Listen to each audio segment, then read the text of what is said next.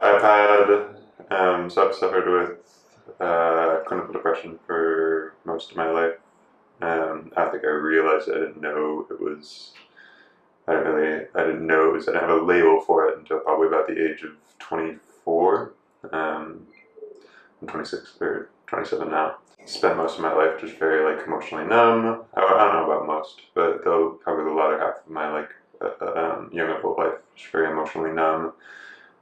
Due to a lot of family drama. I had a very like sick father, and I think it was essentially a terminal illness, and we dealt with that for 10 years. So I think my reaction to that was just to kind of suppress it, and I just didn't have the emotional tools, or didn't develop the emotional tools to like really deal with this 10-year long heavy trauma. So, and of course, depression is multifaceted. It comes from a lot of different things, but about 24 years of bad mental habits and a lot of self-hatred and a lot of bad self-concepts just culminated in me being very suicidally depressed for, especially towards the latter few years before I left the States. So my relationship to it is pretty radically changed the last few years. Since then, I stumbled across my therapist at the time who I was seeing. She was our family therapist and helped us through a lot of different things. I finally came about to seeing her despite being very resistant to it for a long time. She recommended to me to look into some meditative therapies. And at the time, I just thought it was total bullshit. Thought it was just hippie. I wasn't interested in it, and she said, "No, I think you should check it out." And there's a lot of power behind it. There's a lot of science behind it. I can recommend a few books if you're skeptical. So I started doing some reading. I think I stumbled across Sam Harris's Waking Up. Was the first book that I read, which I actually have a copy of over there. It started to change my mind on it, and so in the midst of this like suicidal, really dark, depressive state, I just on a whim decided to attend my first meditation retreat at the age of about, how was it, 24, 25? And did this 10-day silent retreat where just got destroyed. You go into 10 days and you don't come out a different person. But it was so powerful and so transformative, and I had this for the first time. I left this with like this tool to like understand and be at peace with my mind. From there, it could grow into something where I could learn to control my mind, learn to completely improve my relationship to it.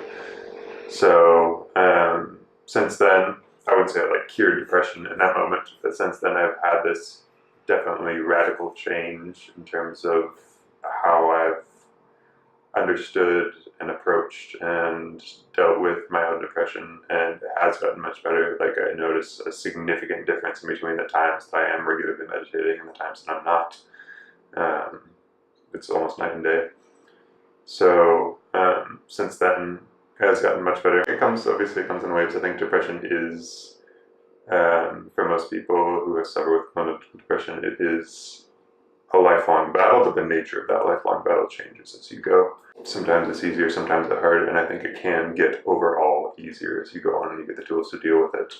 I don't know if it ever goes away. I think it does. I think you can get to the point, especially with how I understand cognitive science and depression and cognitive structuring and all this stuff now. I think you can reach a point where you can treat these things to the point where they are a non-factor in your life.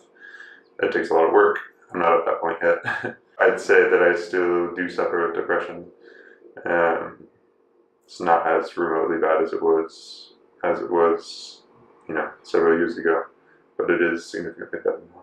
And it's not just meditation. It's a very specific kind of meditation which has very strong parallels with, for instance, cognitive behavioral therapy. It's this idea of becoming aware of the mental structures, the cognitive structures of your mind, the thought patterns, the thought habits that you have. So raising awareness of those, and then basically delving into the roots of them and reprogramming them. Same thing as there's a lot of different names for it. There's neuro-linguistic programming, there's cognitive behavioral therapy, there's dialectical behavioral therapy, tons of different names. Vipassana, which is the type of meditation I practice, is essentially the same thing. So yeah, it's not so much that like meditation saved me, because I think you can sit and you can meditate and you can get really good at meditating, but if you're not doing the actual work of reprogramming your mind, of delving into these cognitions and the roots of these cognitions, then you can gain peace through just simple meditation, but it is in the basics of cognitive restructuring, which you do find in certain meditative practices. That's been the combination of all those different things. It's also been like tons of research on how the brain works. Like I've been studying cognitive science and therapy and all these things for the last few years, and I've reached a point of a comprehensive therapy that works for me, which I think a lot of people just need to do. Like you need to find something that works for you. It's going to be different for every person, because we all have different tendencies towards different things. I do think that there is a core that can work for a lot of people, if not most people, and what I've found, but it's going to be everybody's journey of discovering and finding something that works for them. I wouldn't say it was like just meditation that helped. It was in combination with cognitive therapies and a pretty thorough understanding of how not only my mind works, but the mind works. Start with books, definitely. I think there's lots of books and audiobooks out there. Therapy, if you can afford therapy, if you can do therapy. There's websites like BetterHelp, there's websites like things that do try to make it affordable. I think we're getting to the point where therapy is getting destigmatized, where it's getting beyond the Freudian psychoanalysis and the other chair that's very detached and very dehumanized. I think we're getting past that point, and people are realizing that no, therapists are really just people who are helping you be a better person, and they know how the brain works. So they're there to help. They're there to help you, and they're there to essentially just coach you through things that you're not equipped to deal with. Or they're there to equip you with how to deal with them. It's kind of the whole teach a man how to fish. Like a good therapist doesn't help you solve your problems. They help give you the tools to solve your problems. And I think that's so important. It's so important. It can be so important to find some sort of good counsel in your life, whether that's in traditional therapy or whether it's, we also have, but if you can't afford therapy, there's also tons of books and resources and stuff out there. These therapies, meditative therapies like MBCT, mindfulness-based cognitive therapy, and DBT is essentially a meditative therapy. These things do have these common threads that can be used for depression and anxiety. I think every person needs something different depending on the nature of what causes their depression. I think there are similar threads running through all depression and anxiety. It's a little bit too much to cover in the span of this. I think there are similar threads that can be treated, but the manifestation of that treatment is going to be different for each person. My advice would be find good counsel and learn about your mind. Whether that's through the avenue of therapy, whether that's through reading, whether that's through, there's courses you can take on CBT, you can take a course on Udemy on CBT, and you'll have a huge understanding of how your brain works. It's realizing where we're hitting a point now where it's become widely accepted that we had this idea for so long that depression and anxiety were these primarily neurochemical things where it had to be treated with medicine.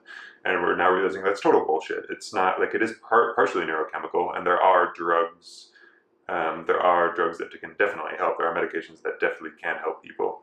But there's a lot of people who have been taught that drugs were the only option.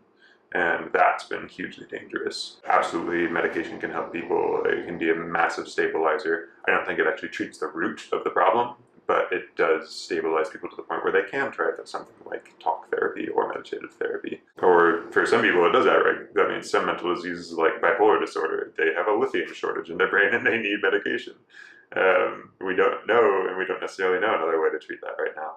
We get so constrained of thinking that medication is the only way to go about it, and I really think that medication isn't even the best way to go about it.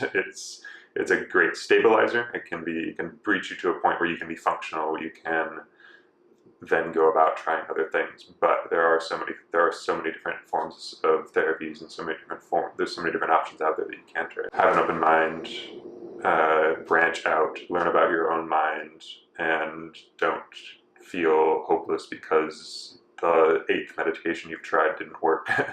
There are other options, and it just takes some learning. It takes a lot of effort. There's also this concept of we think that you either have a mental illness or you don't. Everybody exists on a spectrum. It's not that you have depression or you don't. It's that you are more or less depressed, and that changes over time and everything. It's not like there's this thing that I have that made me a certain way. Is that I exist on the spectrum of having more of a tendency towards something. It's just, I guess it's just what I have as a mind, and what I've done in response to that has been good. I think it's you work with what you have, and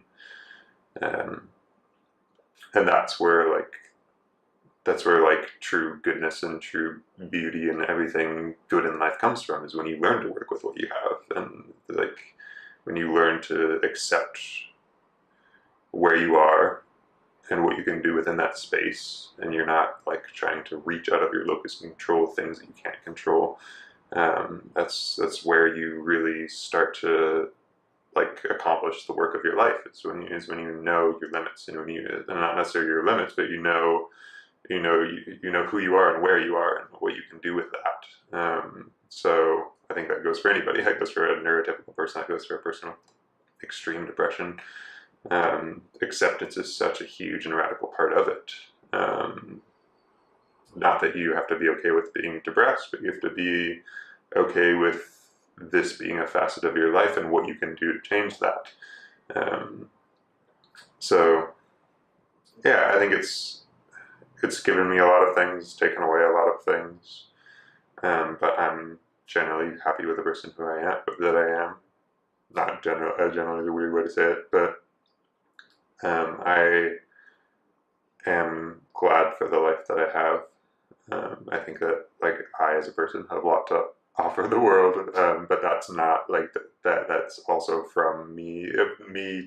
5 years ago, I was so cripplingly depressed that I didn't have very much to offer the world. But it was only in putting in the effort to get help and accepting who I was and trying to work with who I was, that I was able to reach a point where I then could give back to the world and come to terms with it. It's a hard thing to encapsulate mental illness in a person and then say whether that's a good or bad thing, because I don't think there's anything inherently good or bad about a person. It's what you do with what you have and what you do with what you're given that then establishes good or bad. It's how we react to these things.